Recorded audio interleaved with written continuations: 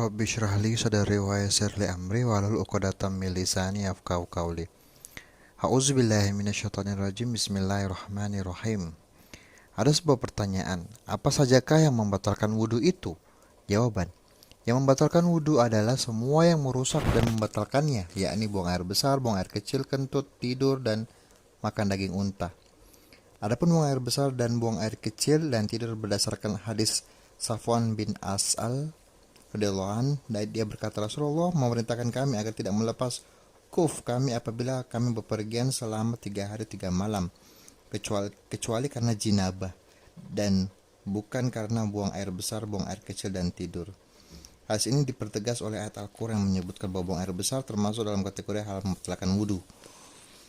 Dan jika kamu sakit atau sedang dalam perjalanan musafir atau kembali dari tempat buang air besar dan kamu telah menyentuh perempuan kemudian kamu tidak mendapatkan air, maka bertayamumlah kamu dengan tanah yang baik suci.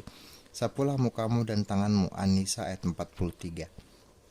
Sedang dalil yang menunjukkan bahwa kentut termasuk yang membatalkan wudu adalah hadis Abdullah bin Zaid dan Abu Hurairah radhiyallahu anhu. Dia menanyakan kepada Rasul tentang seseorang yang merasa ragu-ragu apakah ada sesuatu yang keluar dari perutnya atau tidak. Maka Rasul menjawab, janganlah ia menghentikan sholatnya, atau janganlah ia keluar masjid sebelum ia mendengar suaranya atau mencium baunya.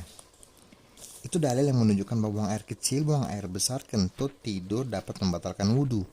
Tidur yang dapat membatalkan wudu adalah tidur nyenyak atau tidur lelap, karena dalam tidur yang lelap itu seseorang tidak mengetahui manakala ada sesuatu yang keluar dari dirinya. Sesungguhnya tidur itu menjadi sumber munculnya praduga seseorang mengeluarkan hadas, sedangkan tidur itu sendiri bukan merupakan hadas.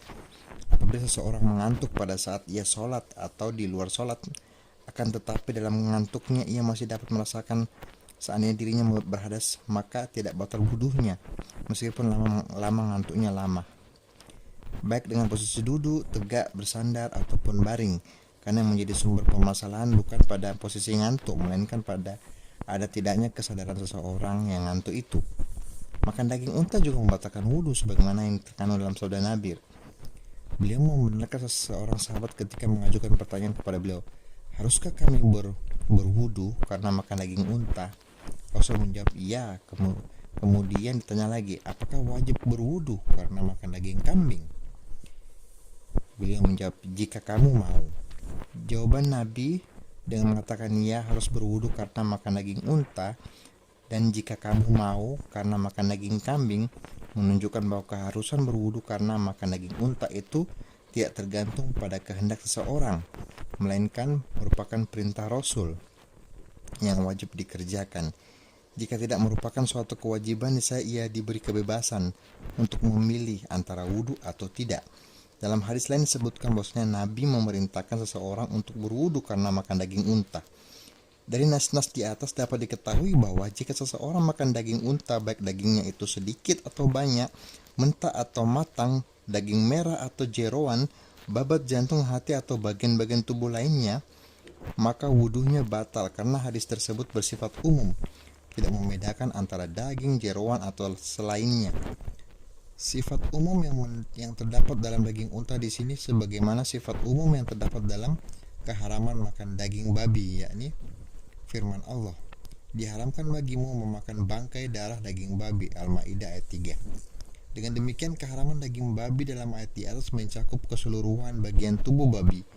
Begitu pula dalam daging unta yang karenanya wajib berwudu, meliputi seluruh bagian tubuh unta. Hal ini karena dalam ajaran Islam, satu tubuh itu mempunyai hukum yang sama, tidak berbeda-beda, sehingga dampak hukum yang ditimbulkan juga tidak beda. Terlebih lagi alasan yang dikemukakan bahwa makan daging unta itu membatalkan wudu sudah sangat jelas, bukan sekedar ta'abbud saja. Dari beberapa nas di atas, seseorang yang dalam keadaan suci punya wudu jika makan salah satu bagian dari daging unta, ia wajib memperbarui wudunya. Ketahuilah bahwa seseorang yang dalam keadaan suci dari hadas, namun kemudian meragukan dirinya berhadas, seperti ragu apakah dirinya telah buang air kecil atau kentut, apakah yang baru saja dia makan daging unta atau daging kambing, maka ia tidak diwajibkan wudu berdasarkan sabda Nabi, janganlah ia membatalkan sholatnya sehingga ia mendengar suatu atau mencium baunya. Maksudnya sehingga dia meyakini dan benar-benar mengetahui bahwa dirinya berhadas, karena pada dasarnya tetapnya suatu hukum itu pada keadaan yang semula, sehingga kita mengetahui terdapat sesuatu yang membatalkan. Dengan demikian orang tersebut masih mempunyai wudhu, sehingga kita mengetahui bahwa pada dirinya terdapat hal-hal yang membatalkan wudhu. Pertanyaan berikutnya, masih dalam masalah tidur, apakah ada perbedaan antara tidur malam hari dengan tidur siang? Jawaban, tidak terdapat perbedaan antara tidur malam dan siang, karena yang menjadi alasan hanya satu, yakni hilangnya kesadaran, sehingga ia tidak sadar sekiranya ada hadas yang keluar dari tubuhnya. Subhanakallahumma wa bihamdik, astaghfiruka wa atubu ilaik. Wassalamualaikum warahmatullahi wabarakatuh.